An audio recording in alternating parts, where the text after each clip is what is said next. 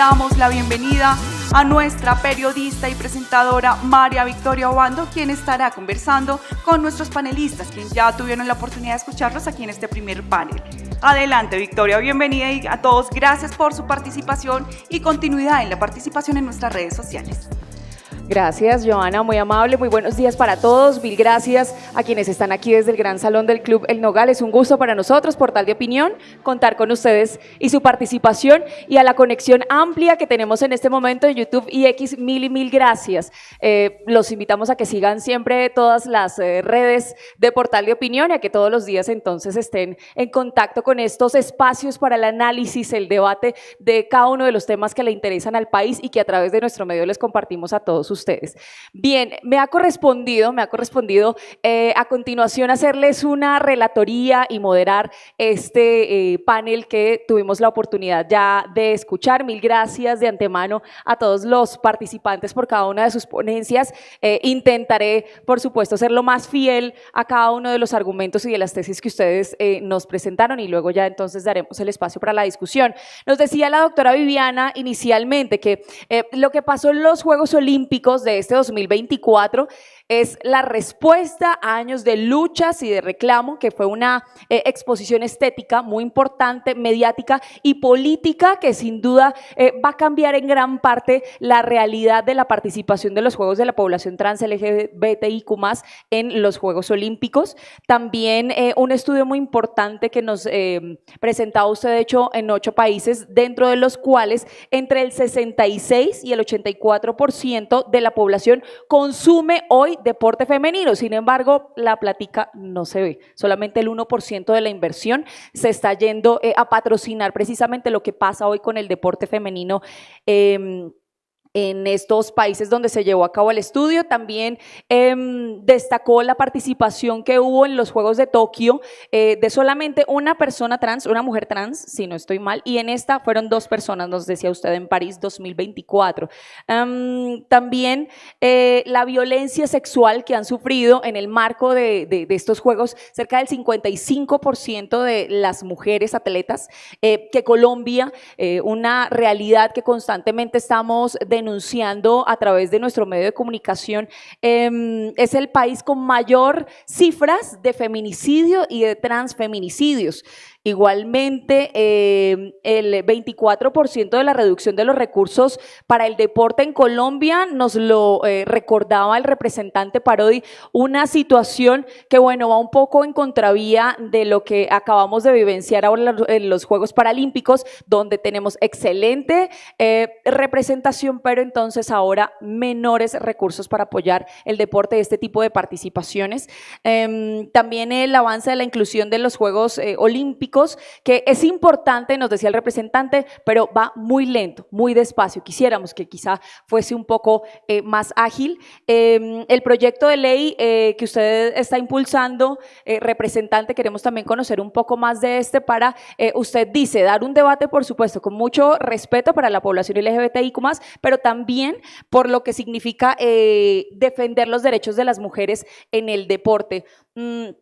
Asimismo, nos hablaba la doctora Francesca de la clasificación de los deportes, que hoy se da solamente como femenino y masculino, pero que necesita que se dé una cabida más amplia a los deportes y a las personas intersexuales, que esta categoría de análisis sea incluida y que se aborde desde los cromosomas de cada persona, así como su proceso de transformación, porque necesitamos una amplitud de saberes en la cotidianidad y en el deporte especialmente, que es la mirada que le estamos dando en este foro que les convoca a todos ustedes, Portal de Opinión.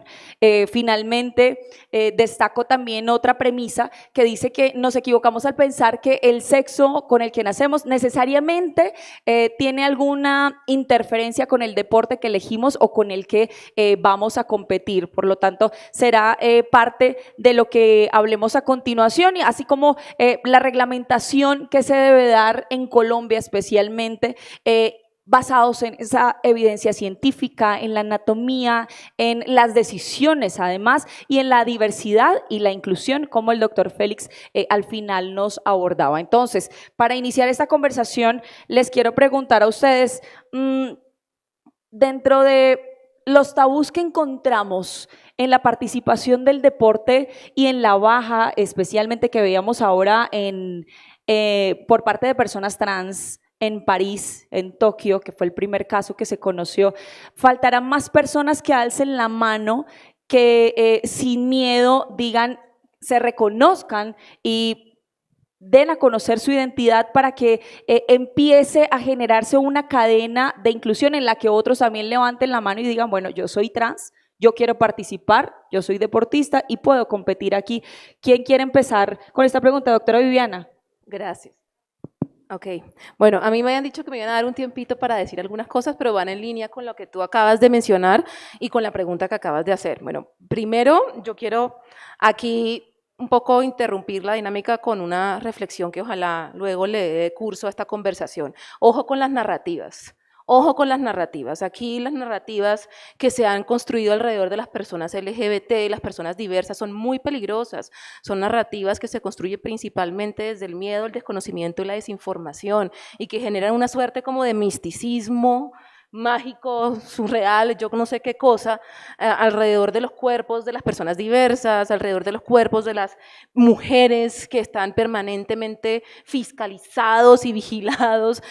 A mí me asombra porque me parece impactante la comparación frente a cómo se evalúa el cuerpo de una mujer y una mujer diversa a un nivel de rigor y como de vigilancia que es, en mi opinión, muy peligrosa. Y hablo de eso de las narrativas porque ha sido realmente comprobado cómo las narrativas que se instalan desde el miedo, desde el odio, promueven discursos que han tenido efectos devastadores en la historia y que han propiciado a través del mal uso o el uso exclusivo de argumentos científicos o médicos o biológicos o esencialistas, la justificación del exterminio de poblaciones enteras, apelando a desventajas o ventajas físicas, a cualidades inherentes al cuerpo, la corporalidad, la identidad racial, pertenencia étnica de un ser humano. Entonces creo que es importante que esa sea como una brújula ética que mantengamos aquí, porque quiero decirles que estando en este espacio, una persona cercana me decía, pero ¿por qué las mujeres LGBT que estamos en el gobierno, que trabajamos estos temas de género, se exponen a sentarse en estos espacios donde de pronto algunos temas se pueden sentir violentos, como que revictimizantes? Y yo antes pienso que cada vez tenemos que ser más personas, más mujeres, más personas LGBT que estemos en el Estado, en la sociedad, en los escenarios, digamos, políticos, económicos, gremiales, dando esta conversación de manera respetuosa, llegando a acuerdos, proponiendo alianzas. Entonces, creo que es importante que yo diga eso porque no quiero que este escenario luego replique algunas narrativas que puedan desencadenar en un país que no es poco violento, donde matan por mucho menos, ponga en riesgo la vida de nuestras compañeras, hermanas y hermanos trans. Es importante que eso, por favor, quede como un compromiso ético en este panel. Y por otro lado, la pregunta que tú me haces, súper cortico lo voy a responder, y es que creo que la carga no debe seguir estando sobre la sociedad ni sobre la población LGBT, ni mucho menos sobre la población trans, porque es que las barreras de acceso a la participación no son por falta de reclamo, ni por falta de existencia, ni por falta de capacidad de la población trans, es por falta precisamente de capacidades promovidas, financiadas, y apoyadas por parte del Estado, de las autoridades deportivas, de las instancias deportivas, de las federaciones, de los comités olímpicos. Es decir, la responsabilidad no debe seguir estando en la población LGBT ni en las mujeres que hemos hecho unos reclamos importantes que han transformado la sociedad, pero que sin duda hay una corresponsabilidad, tanto del Estado, de los sectores sociales, de los sectores gremiales que hoy están aquí, y por eso creo que no deberíamos centrarnos en la persona trans que sale o no sale a hablarse y reconocerse como trans, porque creo que el escenario de hostilidad y de violencia que enfrentan cuando lo hacen no es propicio y no es seguro en la mayoría de los casos, porque son las instituciones, y a veces los estados, son las instancias las que no promueven ese entorno seguro. Por ende, yo obligar a una persona trans a que salga y se exponga, si no le estoy ofreciendo garantías para que esa exposición realmente le implique una reivindicación de sus derechos, es muy peligroso. Creo que hay que avanzar es en garantizar entornos seguros para que esa salida del closet realmente sea una salida que promueva, digamos, el avance en materia de derechos y que no remueva y casi que reincite nuevos ciclos de violencia y estigmatización. Eso. Doctora Francesca.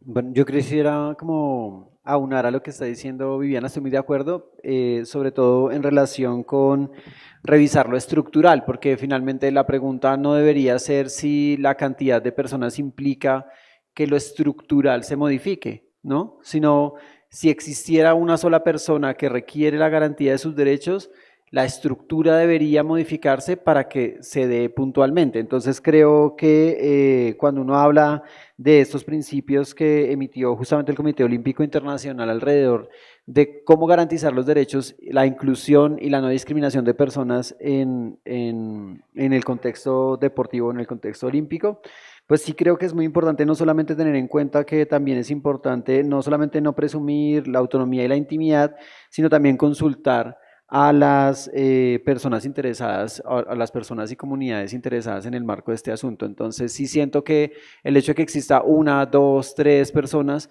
pues eso solamente implica a que las personas se han venido sintiendo más seguras, pero cuando uno habla no solamente de personas trans, porque aquí hablamos de 2 personas trans, una persona trans, pero de ahí hacia atrás, bueno, y digamos, si aquí en los últimos Juegos Olímpicos hablamos de más de 160 personas LGBTIQ+, entonces, si te pones a pensar en los anteriores años, la garantía de derechos de estas personas fue mucho menor y seguramente había mucho miedo a recibir discriminación y esa es la razón por la que no se visibilizaban. No creo que no hubieran personas LGBT con la cantidad de participantes y competidores. Creo que era no visibilizarse en razón a que iban a ser más discriminados que en este momento.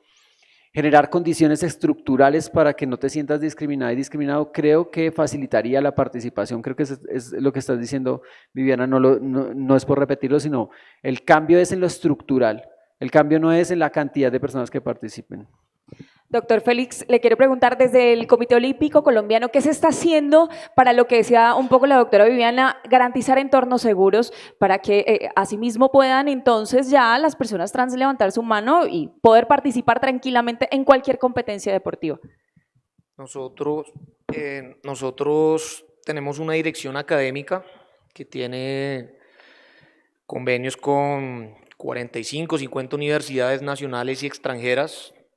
Nosotros en todos nuestros programas académicos dirigidos a atletas, a dirigentes y entrenadores, siempre estamos introduciendo y educando cada vez más con temáticas alrededor del deporte seguro y la equidad de género.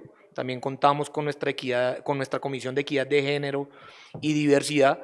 Y obviamente, al ser los afiliados en el territorio colombiano del Comité Olímpico Internacional, pues también estamos no solo abiertos a la discusión, sino a que esos principios finalmente terminen materializándose, porque pues nosotros no somos nadie para decirle a una persona si puede participar o no. O sea, para eso cada deporte, si se trata del deporte de alto rendimiento, pero por eso volvía al tema del derecho constitucional al deporte, que es ahí donde se erige otro principio. O sea, no me quiero poner aquí filósofo del derecho, pero o sea, Dworkin y Alexis ya lo han dejado muy claro que precisamente los mandatos de optimización de los derechos fundamentales pues tienen que implicarse en la mayor medida de lo posible a pesar de las posibilidades jurídicas y fácticas que jueguen en el sentido contrario.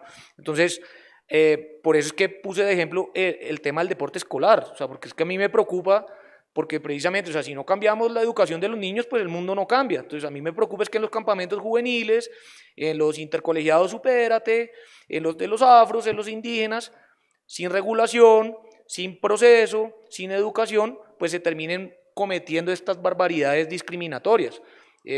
Recientemente, no sé si supieron del caso de la voleibolista de Antioquia, del Jaime Isaza Cadavid, frente a su liga antioqueña de voleibol. Yo le decía en una entrevista a una periodista del Colombiano, hay que ser también meticulosos, porque es que si uno se va a los estatutos y al reglamento de elegibilidad de atletas transgénero en el voleibol, a nivel internacional, la federación lo que dice es, mire, yo tengo que pasar por una comisión científica interdisciplinaria y valorar el caso, porque de 6 como una me puede generar ventaja o no frente a otra. O sea, es que eso tiene que estar completamente demostrado antes de, como lo hizo la liga antioqueña, de simplemente decirle usted no participa en lo absoluto y la deja por fuera. Claro, ahí se viene también el matoneo mediático, que es tramposa, que es que porque si fuera hombre entonces no compite en eso. O sea, cualquier cantidad de cosas que uno dice, hombre, en últimas, lo que nos salva, doctor Roberto Ortegón, como muchas veces la tutela, ¿no? Que eso fue lo que yo le dije a la periodista, si tú conoces a Emiliana, dile que un juez de tutela no la va a dejar desamparada, porque es que esto es manifiestamente discriminatorio. Pero claro, volvamos a los modelos deportivos, o sea, ¿a qué lo queremos enfocar? ¿A qué irá el proyecto de ley o cómo lo ha pensado el representante Parodi? Porque pues no podemos resumir desde la perspectiva técnica, deportiva, competitiva, lo que es el ínfimo de la población.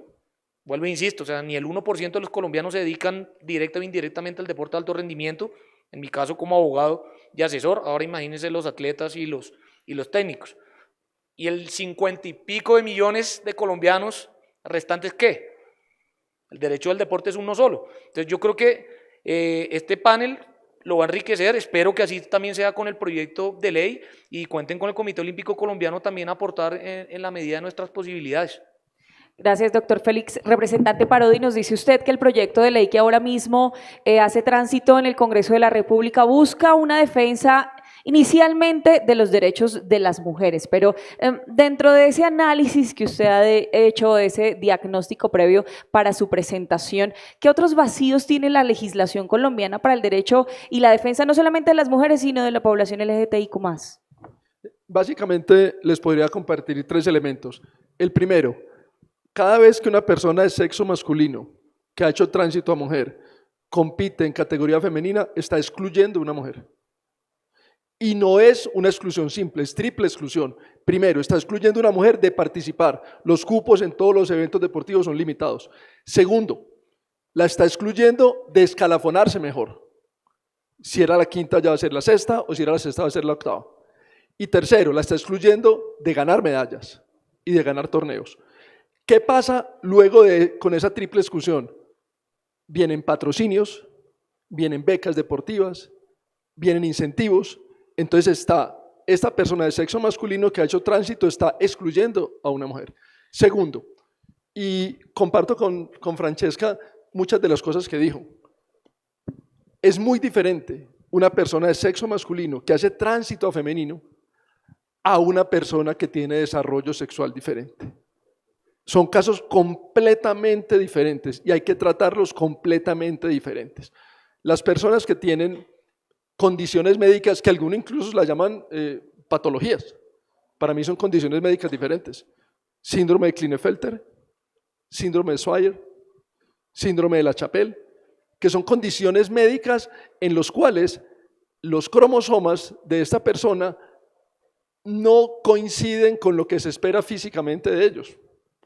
Entonces son casos diferentes que yo, como lo decía el doctor Burgos, yo pensaría que esos casos, cada federación y cada organizador de evento deportivo determine en cada caso particular, porque no son tampoco tantos, uno entre 20.000, uno entre 80.000, uno entre 100.000 personas. Y por último, les voy a compartir un caso de la vida real para que vean los riesgos que tienen reales las mujeres en el mundo del deporte. Ave Silverberg, entrenador de powerlifting de Canadá. Canadá es de los países que, digamos, ha fortalecido mucho las políticas que ellos denominan progresistas en el tema de identidad de género. Y en Canadá se permite que una persona, independiente de su sexo, se inscriba en cualquier categoría, sea femenina o masculina. Así las cosas, sin ni siquiera haber hecho un cambio de sexo ante la organización registral de su país, sin ni siquiera haber hecho ningún tratamiento médico, simplemente con su manifestación de identidad. Y la ley prohíbe que le hagan exámenes médicos. Entonces, ¿qué ocurrió? Él era el entrenador del Team Canadá, del equipo Canadá. Y una persona de sexo masculino hizo tránsito a femenino, Ann Andres, y empezó a ganar en su categoría. Y le rompió el récord a la mujer por más de 20 kilos. El entrenador dijo, voy a hacer algo para visibilizar las fallas en la reglamentación. Al siguiente torneo fue y se inscribió como mujer y le rompió el récord por más de 45 kilos. Entonces miren ustedes la exclusión que se genera y el señor dijo, lo estoy haciendo para visibilizar las fallas del sistema. Entonces termino diciendo que en deporte sí hay que hablar de cuerpos, porque es que son cuerpos los que compiten. Si el cuerpo pesa 60 kilos, no puede competir en categoría de 50 kilos, es un elemento objetivo. Si su registro de nacimiento dice que tiene 18 años, no puede competir en la categoría infantil, no puede hacerlo y no puede cambiar su edad. No la puede cambiar. ¿Cierto? Entonces, las personas de sexo masculino que hacen tránsito femenino sí están generando una exclusión y sí generan un alto riesgo para la integridad de la competición deportiva, para que haya un terreno justo para las mujeres. Y termino con mi propuesta, que ya muchas personas en el mundo estamos hablando de esto. Seguir protegiendo, porque aquí hablamos de inclusión y empezamos hablando de inclusión de las mujeres, que es el 50% de la población. Que se haga una categoría, se mantenga la categoría femenina por sexo biológico y que la otra categoría sea abierta, incluyente para todas las personas. Doctora Francesca. Sí, yo creo que frente a esa aseveración que hace el congresista, un poco me parece muy importante mencionar algo. Creo que ninguna de las personas que está acá, creo que deja de lado lo que significan las barreras de acceso o derechos de las mujeres.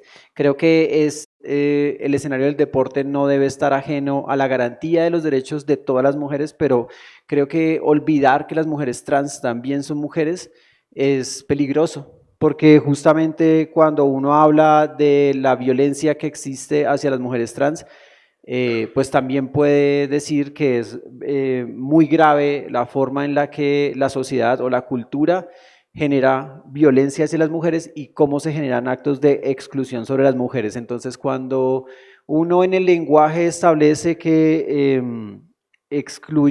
incluir a una mujer trans excluye a otra mujer cisgénero, creo que no tiene en cuenta que es equiparable la forma en la que el sistema genera actos de violencia hacia ellas. Y creo que cambiar el lenguaje a reconocer que incluir a una mujer trans dentro de la competencia implica garantizar sus derechos, o incluir a un hombre trans dentro de una competencia masculina implica garantizar sus derechos, o que incluir a una persona, porque cuando hablamos en términos de cantidad de personas que están participando, ahorita lo decíamos, o sea, si usted me está diciendo que viola los derechos de todas las mujeres porque una mujer trans, que también es mujer, sea incluida dentro de las categorías, pues creo que es, digamos, no es nada respetable, porque en todo caso es una frente a una cantidad más amplia. Yo lo que sí creo es que debería haber más oportunidades hacia las mujeres, que debería existir menos brechas salariales en el deporte hacia las mujeres,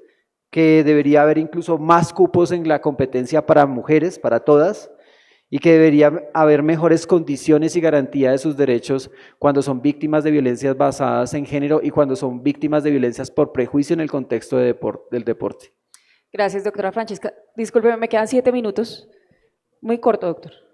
Sí, o sea, como un ejercicio de disertación, o sea, de pronto me corrigen Vivian o Francesca o alguno de ustedes. Yo sí crítico del reglamento que reduce la testosterona, como el de atletismo y demás, en parte porque eso tampoco está solucionando mucho, ya lo decía el representante Parodi, o sea, pues usted toda su pubertad fue hombre, después se siente mujer, obviamente es lo más respetable para mí, su cavidad torácica, su resistencia, no es lo mismo para efectos del deporte competitivo.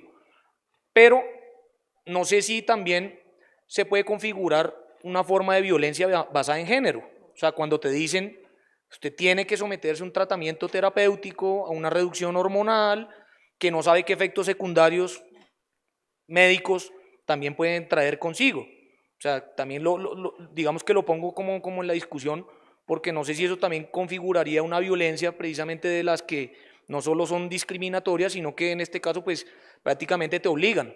Y pues si no compites, pues el que es de alto rendimiento pues no tiene más de qué vivir, ¿no? Entonces yo creo que era como también dejarlo a modo de reflexión y sobre todo, para concluir, porque eso también sería un contrasentido frente a la lucha mundial antidopaje, porque el dopaje pues pregona es no se inyecte, ojo con los métodos prohibidos, que la eritropoyetina, que la transfusión de sangre, que no sé qué. Y cuando le dicen a un atleta para que pueda participar, oiga, métase a un tratamiento médico, etcétera, etcétera, pues no sería como una contradicción. Sí. ¿Y cuál sería la propuesta en ese caso, doctora Viviana? No, yo quiero hacer una propuesta que hablamos de que este foro se va a repetir todos los años y eso espero que se institucionalice, que de aquí se logre, aparte de la discusión, pues unos acuerdos, ojalá, y unas alianzas necesarias, que creo que han quedado en evidencia en esta conversación. Yo quiero incluso al representante Parodi decirle, y a Francesca, a todos los compañeros y compañeras que hoy nos acompañan y que representan las instituciones, pues que el Gobierno Nacional, el Ministerio del Interior, el Ministerio de la Igualdad está presto a poner toda su capacidad técnica, institucional y política para facilitar escenarios de diálogo y conversación que permitan construir consensos, caminos conjuntos, concertados. Importante que alrededor de este proyecto de ley, representante, haya una socialización, una escucha activa de las voces de las personas LGBT, de las mujeres. Me parece que es complejo invisibilizar las barreras reales y estructurales que son las que impiden que las mujeres participen en condiciones dignas en el deporte frente a nuevamente una amenaza que en términos proporcionales estadísticos no existe, no es real. Entonces quiero hacer esa invitación y dejarla sobre la mesa. Este gobierno y este ministerio que además habla permanentemente del diálogo social, del acuerdo nacional, que no es más que desescalar niveles de violencia y polarización, pues que aquí yo quiero ofrecer y poner en disposición a este equipo de personas a través de las interlocutoras que estamos aquí sentadas, nuestras capacidades técnicas y políticas para que realmente se faciliten escenarios de conversación y diálogo respetuoso y que los caminos sean construidos entre todas y todos. Y nos alegra como portal de opinión ser mediadores en este proceso interinstitucional que es tan importante para dar paso a la transformación que necesita Colombia. Doctora Viviana, nos quedan 3 minutos. Ustedes tienen una dinámica un poco distinta. Sí, es que hay unas personas en esta audiencia a las que le han llegado unos mensajes. Les han llegado unos mensajes que quiero, solo por hacer un ejercicio visual, quiero que lean esos mensajes que les han llegado, son muy importantes. Entonces quiero que por favor las personas a las que han recibido esos mensajes sí, puedan leerlos. Entonces, buenos días. Y que por favor todos los puedan ver. Sí, podemos girar un momento. ¿Qué dice ese mensaje? Más vale que dejemos de catalogar todo, que si tradicional, que si extraño, que si pa, que si pe. Somos personas y punto. Y todo está correcto desde el momento que no dañemos a nadie más con nuestros actos. Dejad de crear discursos de confrontación y empezar a normalizar todo. Muchas gracias. ¿Quién más tiene otro mensaje de ese tipo por allí? Señor, lo escuchamos atentamente. Gracias por su activa participación en la dinámica. Allí con el micrófono, por favor.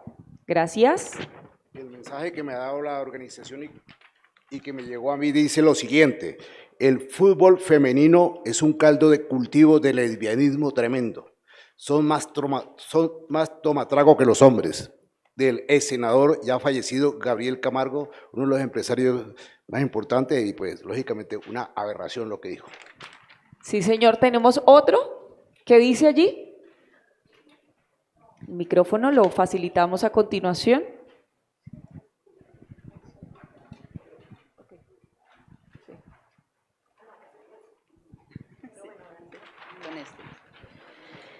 Listo, este dice: ganamos mucho más que una copa. La mujer futbolista se ganó un lugar en el corazón de cada uno de los colombianos. Que todos los que se montaron en este bus no se vuelvan a bajar. Que el apoyo sean acciones y no solamente mensajes en redes. Y aquí hay otro que dice: eso no cambia nada. En cada célula de su cuerpo tiene un par XY. Será un hombre aunque se hormone. Esta es pues uno negativo que nos lleva. Bien, por favor,